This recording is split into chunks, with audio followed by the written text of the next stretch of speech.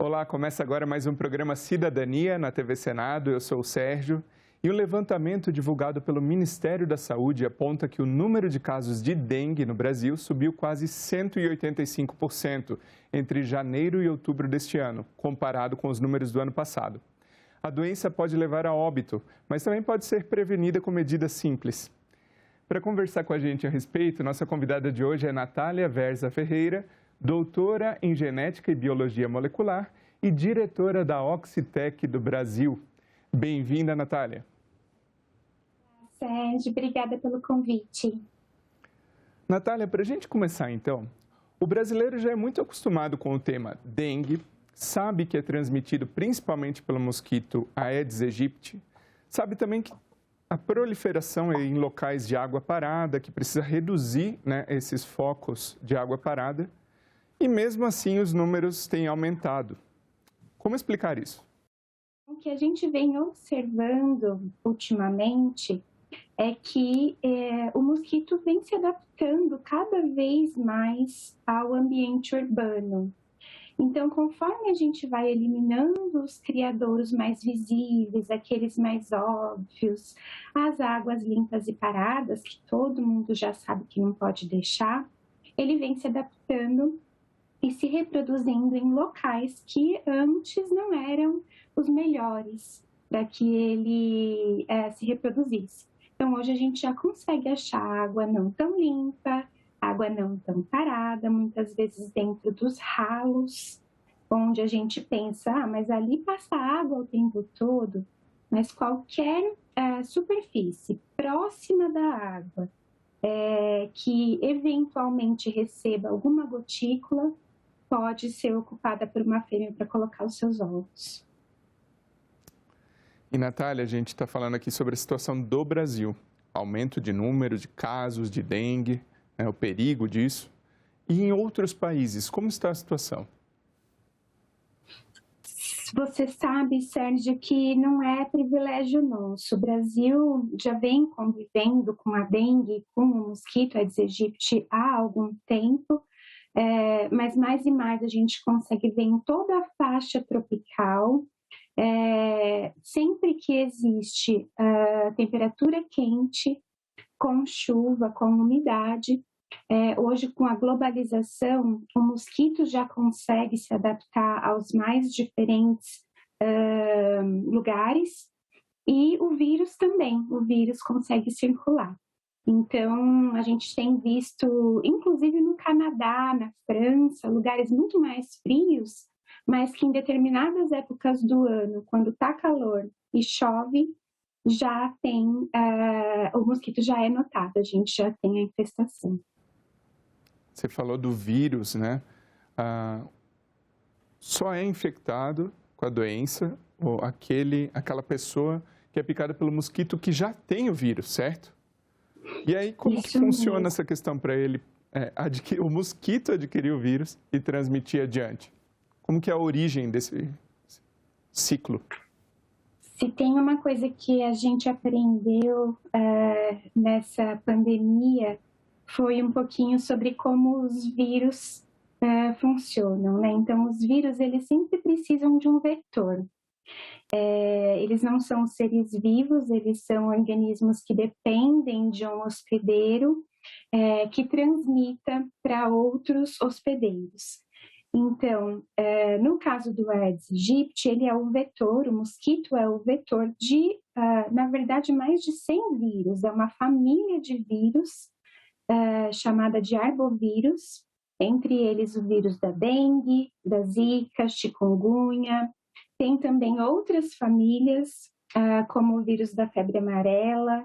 Então, são muitos vírus que podem ser transmitidos pelo mosquito. O mosquito se contamina quando ele pica alguém que está doente, e aí o vírus entra no organismo do mosquito. Esses vírus, eles podem passar para os ovos, para os descendentes dessa fêmea que picou alguém doente, ou então essa fêmea, ela pode picar várias pessoas. Então, se ela picar alguém doente e logo em seguida picar alguém não doente, ela também pode transmitir. embora não é tão logo em seguida. O vírus tem um período de incubação dentro dessa fêmea, mas ela pode sim se contaminar e depois contaminar outra pessoa. Você comentou algumas vezes sobre a fêmea, né? Uma curiosidade é que a fêmea é que transmite, né? Apenas a fêmea. Isso mesmo. Então, o vetor dessas viroses todas é a fêmea do Aedes aegypti. Natália, e como a ciência tem trabalhado para combater a dengue pelo mundo?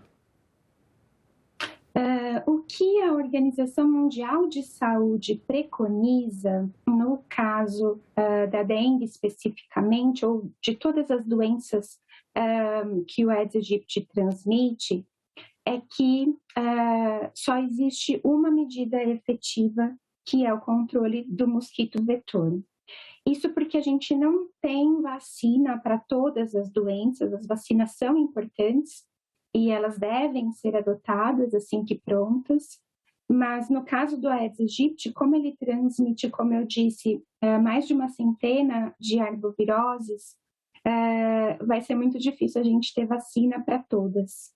Então, a gente eliminando o vetor é como a gente consegue controlar. E como é que a gente elimina o vetor?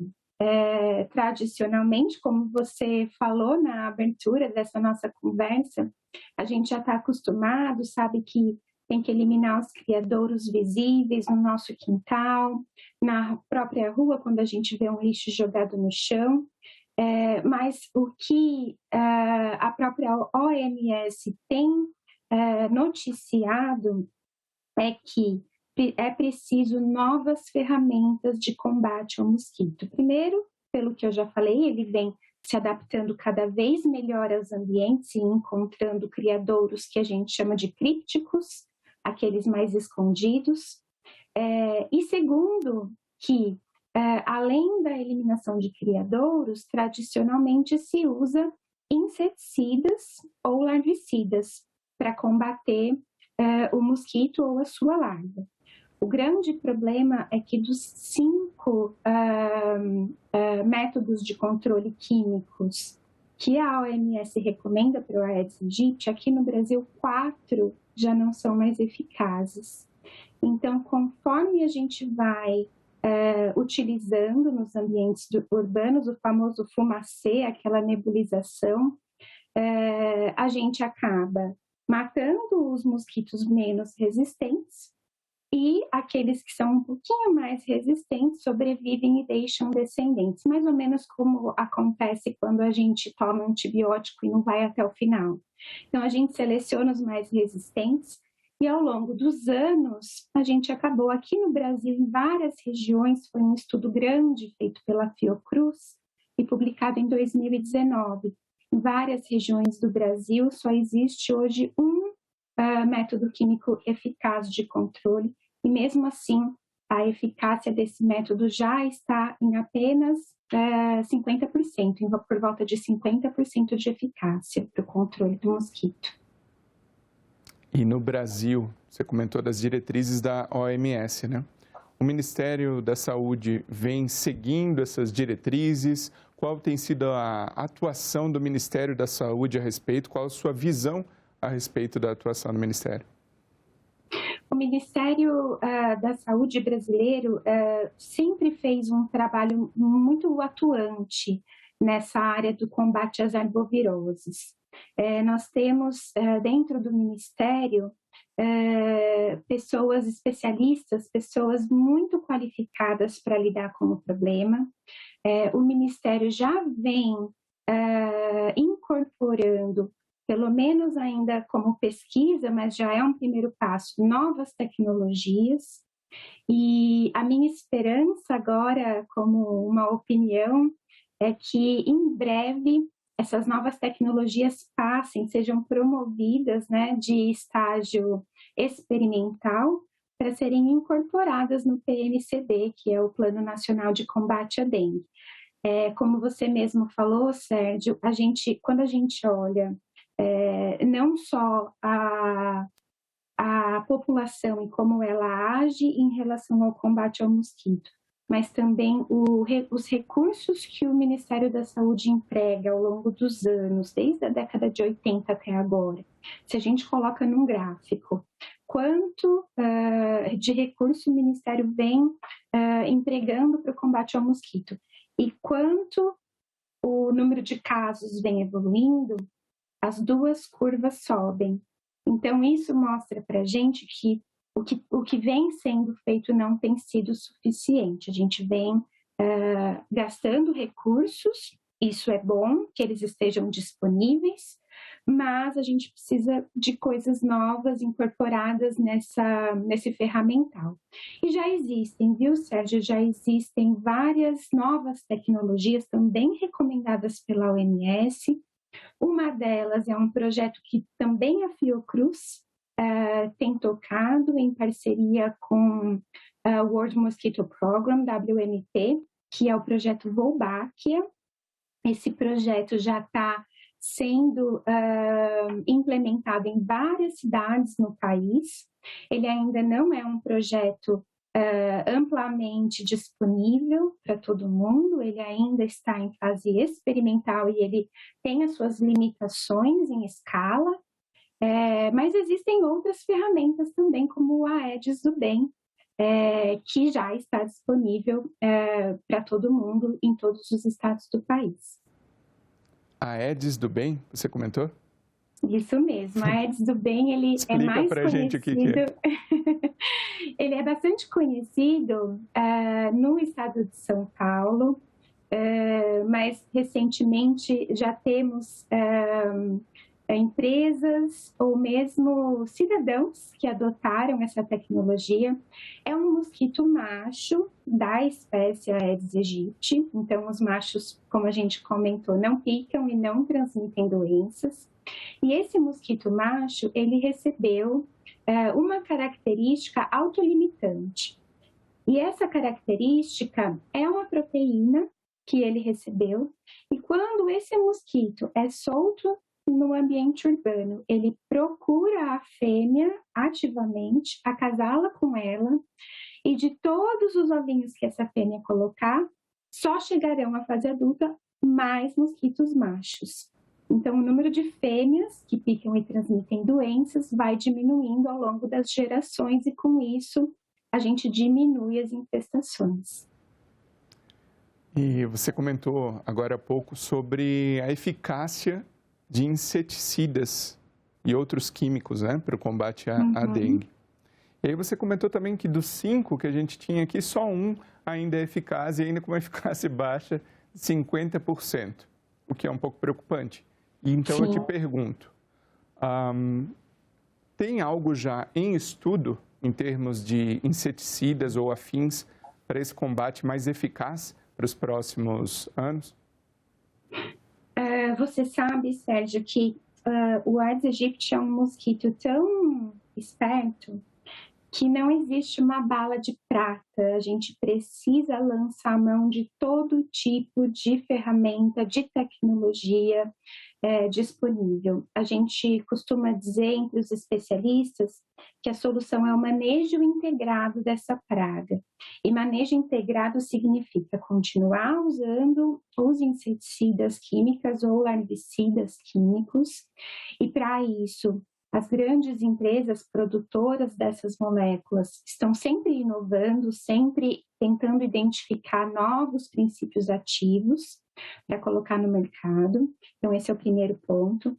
O segundo ponto, as campanhas de conscientização e de casa a casa, eliminação de criadouros mecanicamente, também tem sido intensificado, e até esse esclarecimento para a população que não necessariamente o criador vai estar visível e óbvio, né? A gente precisa tentar observar e tentar achar esses criadouros escondidos.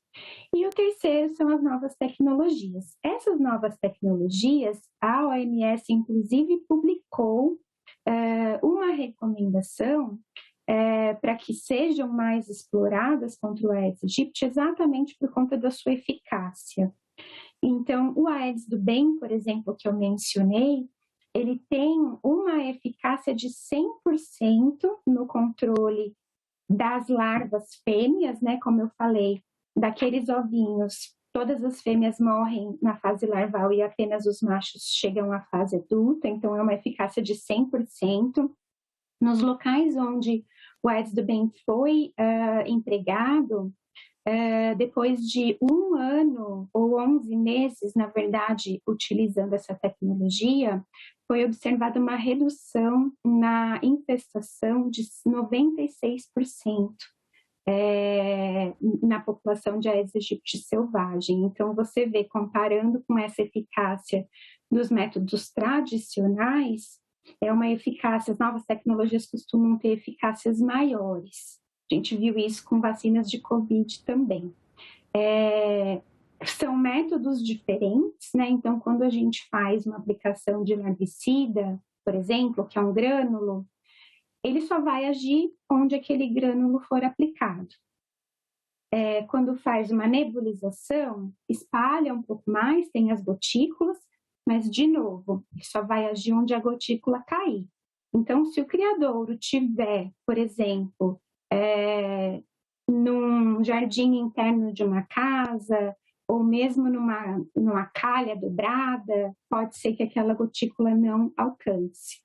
Então, novas tecnologias baseadas em insetos, como o Aedes do bem ou a Wolbachia, esse inseto vai atrás daquele inseto que está ali, né, infestando da fêmea, e faz o seu controle. Então, você percebe, Sérgio, que cada um atua de uma maneira diferente e podem, sim, ser complementares.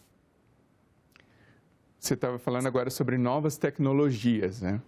E comentou sobre o caráter meio misterioso do Aedes aegypti, que é preciso esforços grandes para se identificar como, né, mapear esse mosquito de forma a reduzir o quadro de dengue. Porém, outra curiosidade é que não é só o Aedes aegypti que transmite a dengue, certo? Ele é o principal. E aí eu te pergunto, a gente deve se preocupar também com outros transmissores? Queria que você falasse se é um ou mais, ou a incidência desses outros até o momento não é tão impactante e a gente pode centralizar esforços na pesquisa do Aedes aegypti. Ótimo, Sérgio. Essa é uma pergunta que as pessoas têm muita curiosidade sobre isso e eu fico bastante feliz porque eu acredito que essa dúvida ela seja uma consequência de uma consciência ecológica, né? De saber que a gente faz parte de um ecossistema, né? A gente, o mosquito, os animais, as plantas, e a gente tem que perceber isso e como essas coisas interagem. É verdade, existem sim outros vetores capazes de transmitir, por exemplo, o vírus da dengue, assim como o vírus da febre amarela, por exemplo, ele pode ser transmitido pelo Aedes aegypti, mas o Aedes aegypti não é o vetor principal. O principal é um outro inseto, que é um pouco mais silvestre, ele não gosta tanto da área urbana. Isso tudo para dizer o seguinte: a natureza ela é uma coisa viva, né? E qualquer intervenção que aconteça, e como intervenção eu falo, por exemplo, crescimentos desordenados de área urbana, cidades crescendo muito rápido, sem saneamento básico, com lixões à vista, tudo isso acaba criando oportunidades, nichos. E aí a gente não sabe muito bem como aquele ecossistema vai responder àquela intervenção humana. Os especialistas têm sim monitorado especificamente em relação a dengue, zika, chikungunya. No Brasil, o Aedes aegypti é o principal vetor. Em outros países, por exemplo, na Austrália, lá é um outro Aedes chamado Aedes albopictus. Então, cada local, cada geografia tem sim as suas particularidades, mas a boa notícia é que a gente tem um sistema de vigilância aqui no Brasil muito forte, muito sólido. Então, todas as prefeituras têm o seu centro de controle de vetores, ou então alguns se chamam combate à dengue, mas tem ali os seus especialistas. Eles fazem monitoramento, instalam armadilhas, identificam quais espécies estão ali, se existe alguma dinâmica mudando. Então, isso que é importante, né? O importante é ter o conhecimento para poder agir caso alguma coisa aconteça. Mas, nesse momento, a gente não vê uma tendência de outros insetos poderem também transmitir a dengue. Natália, você comentou algo que chamou minha atenção, despertou minha curiosidade. Você falou que os investimentos do Ministério da Saúde vêm crescendo quanto ao combate à dengue, porém também os índices de dengue vêm crescendo. Então eu te pergunto, o que você acha sobre a hipótese de esses investimentos não estarem sendo os mais adequados possíveis? De repente, poderíamos investir melhor, diferente do que está sendo feito, já que, aumentando os investimentos, a dengue continua alta. Dependendo do caso, um investimento diferente poderia levar a diferentes resultados também no combate à doença. O que você acha disso? Esse é um ótimo ponto. Esse dado que eu trouxe, ele é válido até um pouquinho antes da pandemia. Durante a pandemia, a resposta à pandemia e ao Covid acabou deslocando um pouco recursos, o que é natural, né? Era uma emergência, mas é fato que a gente o governo federal vem sim entregando cada vez mais recursos, as prefeituras também vêm complementando os recursos enviados pelo governo federal e mesmo assim a gente está perdendo essa luta. Eu diria que o Ministério, os estados, os municípios, eles já estão cientes de que algo tem que mudar. E por isso incorporaram algumas novas tecnologias, o próprio larvicida BTI é uma incorporação recente, apesar de também ser um químico, e eu acho que existe essa intenção da mudança. Ela talvez esteja um pouco tímida. Eu fiquei muito feliz ao ver que a campanha 2022-2023 de combate à dengue, que foi lançada pelo Ministério em outubro de 2022, um dos pilares dessa campanha é o investimento em novas tecnologias. Foi a primeira vez que eu vi um destaque para isso numa campanha para combate à dengue. Então, já existe essa consciência. Claro que as coisas tendem a se mover um pouco mais devagar quando a gente fala de cuidar de um país com dimensões continentais como o nosso, mas quando eu falo com prefeituras, aqui no estado de São Paulo, onde eu estou, né, mais próximas de mim, muitas já estão adotando novas tecnologias com recursos locais, com impostos municipais, para complementar esses protocolos e alcançando ótimos resultados, como a Prefeitura de Indaiatuba, aqui no estado de São Paulo. Esse ano de 2021-22, ou seja, a temporada de mosquito anterior a essa que começa em 22, todos os municípios ao redor de Indaiatuba que apenas cumpriram o protocolo padrão tiveram epidemias, né? uns índices muito grandes comparados aos anos anteriores. Indaiatuba incorporou pelo menos 2 novas tecnologias, incluindo a S do Bem. E foi um município médio, né? Não é um grande município, mas é um município de um tamanho importante, com muitas indústrias, o menor índice dos últimos da área, né, entre os municípios que fazem fronteira. Então, não é o único município, mas é um bom exemplo de que quando a gente incorpora novidades, é um bom uso do recurso público, porque você tem menos doentes, os hospitais não ficam sobrecarregados, o sistema de saúde pôde atender o Covid com mais segurança, porque a dengue estava controlada. Natália, então, para a gente encerrar, para quem está nos assistindo e está pensando, quero reforçar a minha parte aqui, fazer minha parte para reduzir o quadro da dengue. Já falamos sobre água parada e você falou do inseticida, o único ainda que está com uma eficácia relativa, né, no combate à dengue. Esse inseticida tem no mercado para comprar? Qual que é o inseticida? Dá o recado final para quem está nos assistindo e quer redobrar esforços no combate à dengue. Vamos lá, Sérgio. Os inseticidas, eles não podem ser vendidos para a iniciativa privada ou para os cidadãos. Só quem pode comprar é o Ministério da Saúde e, com muita razão, para a gente controlar a escalada da resistência. Então, a gente tem que usar com muita parcimônia, seguindo os protocolos. O Cielo é o inseticida que está sendo usado nesse momento, e quem compra é uma compra central, através do Ministério, o Ministério distribui para os municípios. Os cidadãos e as empresas, se quiserem contribuir para essa causa, podem e devem. O que eu recomendo? Tem algumas alternativas. Fazer mutirões no seu bairro, isso é sempre importante.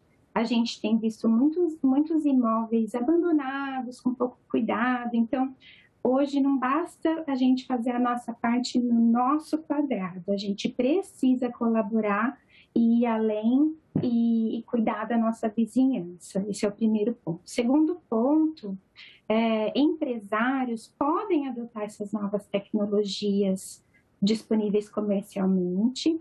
A gente já tem visto em grandes empresas ou mesmo médias tratando não só a sua área, mas o bairro inteiro.